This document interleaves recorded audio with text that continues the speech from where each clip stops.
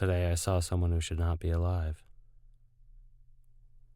I saw my high school classmate who supposedly died 5 years ago. I have to wind the clock back a few years. I was living on Cape Cod, working as a lifeguard during the day, and an ER attendant some nights. In order to make it between both jobs, I had to drive through Myles Standish State Forest.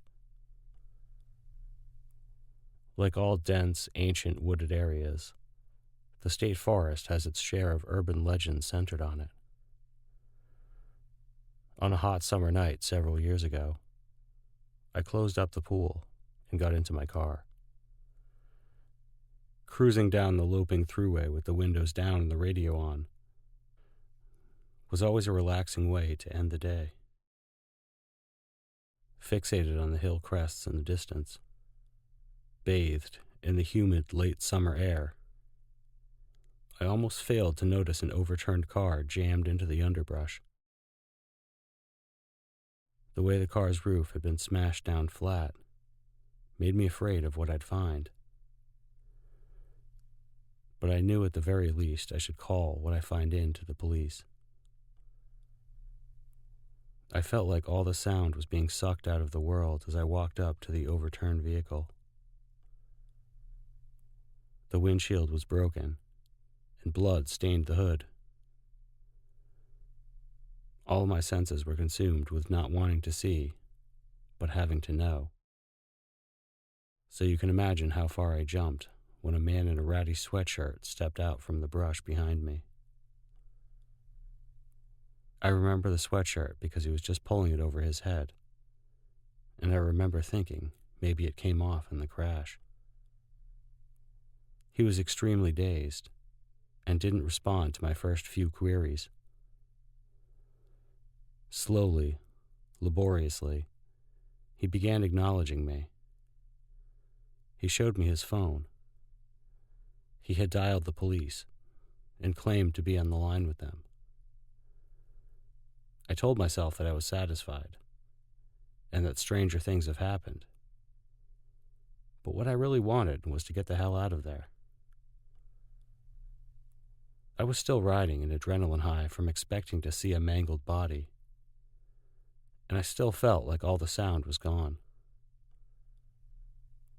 The second that I got home tonight, I pulled up my hometown newspaper's webpage. When my old classmate died in a car crash, I had deliberately avoided looking at any pictures. I did not need to remember him as anything more than someone I knew a long time ago. Unfortunately, looking at it now, the parallels are undeniable. In the picture, his car is flattened like a pancake, and bloodstains are visible on the hood beneath the shattered windshield.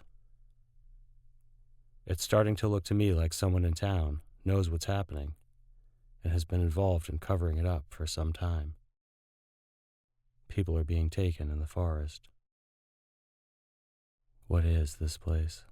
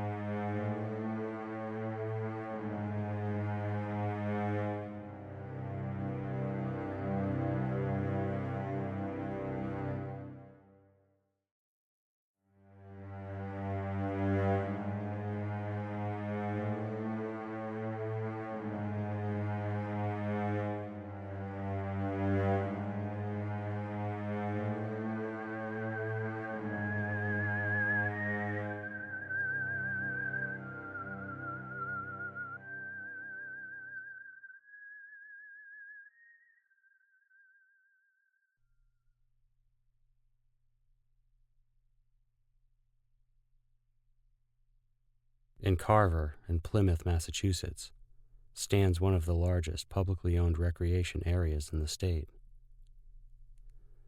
It has well over 12,000 acres, abutting wildlife management areas, and one of the most rare ecosystems in the world. It has long since been the subject of urban legends, grisly crime, odd occurrences, and stories like the one we just heard. The forest is the namesake of a prominent figure in early Massachusetts history.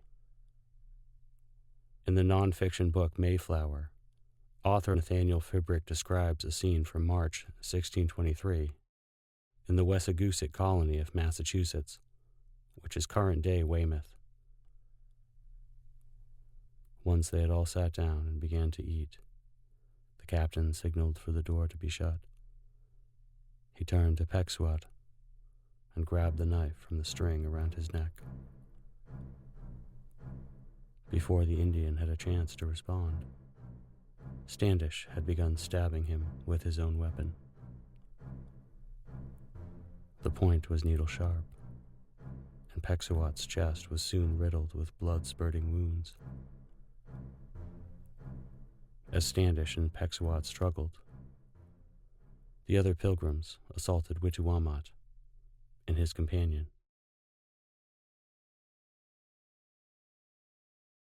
In the spring of 1623, rumor traveled to Plymouth that the local Massachusetts tribe was getting fed up with the men from the colony of Wessagusett stealing their corn and being a general nuisance,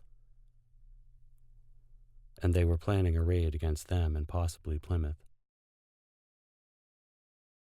Captain Myles Standish was the hired sword of the separatist Pilgrims at Plymouth and had accompanied them on the Mayflower. Governor Winslow ordered him to gather a company of men, to include native Paukenawket allies to Squamptum and Hobbamock. Several Massachusetts leaders were invited to break bread at a one-room house and on the command. The men from Plymouth barred the door. It is well known in history that Standish was small in stature, but large in attitude. Full of piss and vinegar, with fiery red hair and a full plate of armor, and a rapier cut 6 inches shorter so it wouldn't drag the ground when he walked. Once referred to as Captain Shrimp, Standish was laid to rest in Duxbury, Massachusetts, where he retired as a farmer. His grave was not found until 1891, and it was in 1893, tastefully adorned by 4 5,700-pound cannons. It is alleged that Pecksuot called Standish a worthy captain, but short. Subsequently, Standish plunged the warrior's own knife into his chest. Myles Standish is honored across New England with monuments and markers, but his actions, which ultimately kept the Plymouth colonists safe and strengthened alliances, were often criticized for how brutal and preemptive they could be, particularly towards the natives who found themselves on the other end of his rapier. Fast forward nearly 300 years, and the state of Massachusetts named a state reserve after him. It is no wonder, then, that this large swath of land is no stranger to all sorts of drama. This area, carved from the earth when the last of the glaciers retreated, dropping sand and silt, and making a rugged and inhospitable landscape. Though the area was not suited to farming or growth, it was home to many other species that thrived in the dry and acidic soil. Pitch pines and berries, to name just a few. The dry soil led to many wildfires, evidence of which can be found deep beneath the surface. Some by natural causes, and some by the natives, employing the slash and burn technique as part of early forest management. Indigenous populations thrived here for thousands of years, hunting, fishing and camping on the shores of the 50-some-odd kettle ponds. The area was ripe with beaver, wolves, deer, and a variety of birds and rodents. Agawam and Namasket paths cut through the area, ancient native trails connecting the coast to the inlands and villages to each other. Namasket Path is now roughly Route 44, and Agawam leads down into the swamp and forest lands. In the early 1600s, a plague wiped out an estimated 90% of the Wampanoag and Pokanoket tribes, who historically called this place home, with some falling dead where they stood, with no one to tend to them. Settlers then moved in. For years after, New England went through a tumultuous time of famine, war, and European settlers. Men and families wandering into the area that is now Carver, Massachusetts, did so at their own risk, as rogue bands of natives could be considered dangerous. Skirmishes, raids, and bad blood erupted between the English and the natives. Trade waxed and waned, along with good humor. The Pequot War, King Philip's War, King William's War, Queen Anne's War, Father Rail's War, the French and Indian War, and the 7 Years' War all bloodied the soil of New England before the American Revolution. By the late 1800s, the populations of deer, beaver, and wolves had been all but wiped out from the swamps and forests of Carver. Land was carved up to make way for cranberry bogs, and bounties were placed on crows to keep cornfields safe. By the time the forest was officially named a state forest in 1916, the hunting of deer had been made illegal, and there was no longer a bounty on Indian scalps, as there had been in 1698. Despite this, the eeriness continued. There are allegedly the ruins of an insane asylum in the woods off of Dr. Pond Road. Having shut down in 1913, before the park became a park, conservation efforts were underway.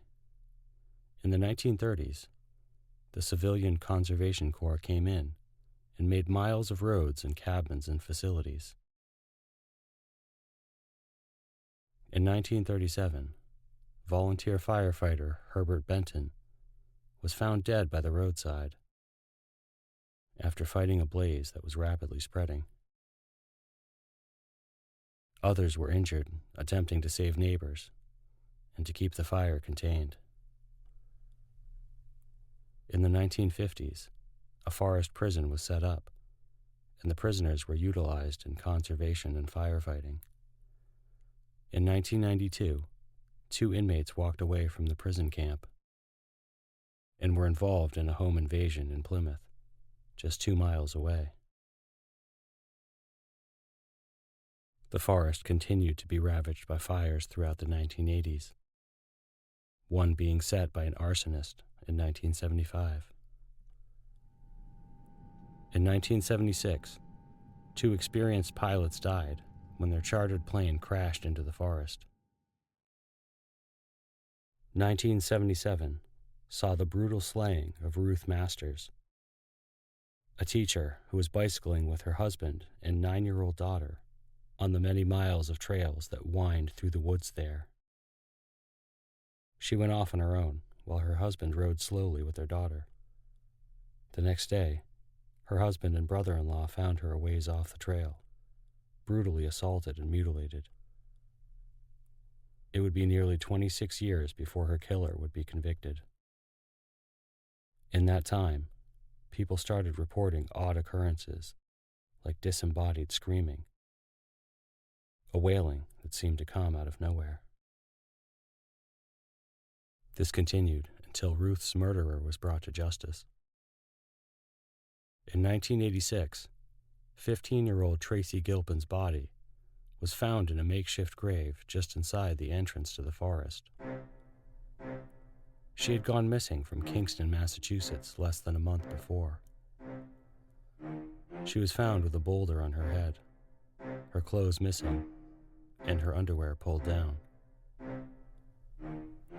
In 2018, a Michael Hand, formerly of Kingston, Massachusetts, would be arrested and charged with her murder. As of summer 2024, he still awaits trial.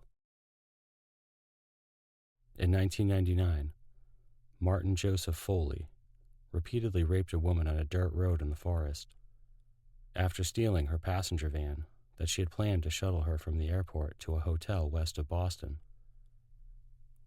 In 2022, a 63-year-old DCR employee was slashed in the face after denying a patron entry to a closed area. In 2023, a 25-year-old man picnicking with his family was fatally shot in the park. His killer later apprehended. People report many strange things in this place. Coming across random child's toys in the woods. Disembodied voices that are said to echo through the trees. And strange shadows. As with many places, a mysterious woman in white is sometimes seen following hikers through the woods. Campers have reported bathhouse doors opening and shutting with no one there. A family camping on Charge Pond woke up in the morning only to discover that both parents had heard phantom footsteps beside their tents in the middle of the night as the park lay morbidly silent. Many visitors have alleged that they saw ghosts in different places. The forest is very often overcast and gives the sense of watching you as you pass through. There is a stillness and an overall eerie feeling in the place. A spectral fog has been seen, floating in one place but not the next. Myles Standish Forest is an ancient place, with fire and ice and tragedy whipping its very trees and floor for centuries. It's no wonder that it would be incessantly subject to death, destruction, and oddities. The forest is a beautiful place to visit, with rippling ponds, beautiful sunsets, and birds singing throughout the day.